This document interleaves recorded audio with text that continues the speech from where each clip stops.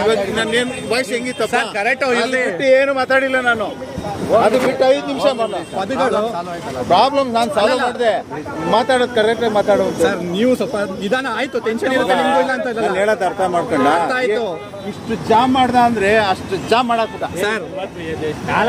ಮಳೆ ಹೋಯ್ತಾ ಇದೆ, ಮಳೆ ಹೋಯ್ತೈತೆ, ನಿಮ್ ಕೆಲಸನೂ ಇದೆ ಇಲ್ಲ ಅಂತ ಇಲ್ಲ. ಹಾ ಪದಗಳು ಕರೆಕ್ಟ್, ಸ್ವಲ್ಪ ಕರೆಕ್ಟ್ ಆಗಿ ಇದು ಮಾಡಿ ಸರ್. ಮಾತಾಡಿರೋ ಪದಗಳು ಏನಿದೆ ಸರ್? ಅಲ್ಲ, ನಾನು ಏನ್ ಮಾತಾಡ್ತಾ ಇದ್ದೀನಿ ಅದೇ ತರ ಮಾತಾಡೋದು. ನಾನು ಮರ್ಯಾದೆ ಕೊಡ್ತಾ ಇದ್ದೀನಿ, ಮರ್ಯಾದೆ ಹೋಗಲ್ಲ. ಅಲ್ಲ ಮರ್ಯಾದೆ ಅಲ್ಲ ಸರ್, ಪದ ಏನ್ ಮಾತಾಡಿದ್ದೀರಾ ನೀವು ಹೇಳಿ. ಪೊಲೀಸರು ಕರೆದ ದಯವಿಟ್ಟು ಸೈಡ್ ಬಂದ್ಬಿಡು, ಗೊತ್ತಾಯ್ತಾ?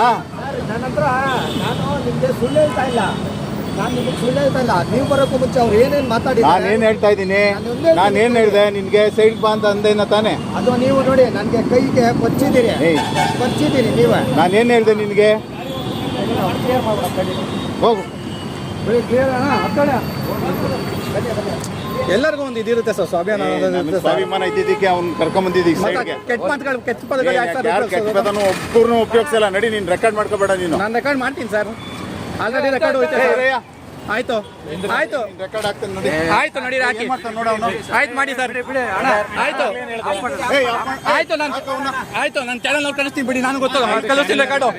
ಆಯ್ತು ಕಳಿಸ್ತೀನಿ ಬಿಡಿ ಸರ್. ಏನು ಇದ್ದಂಗೆ ಮತ್ತೆ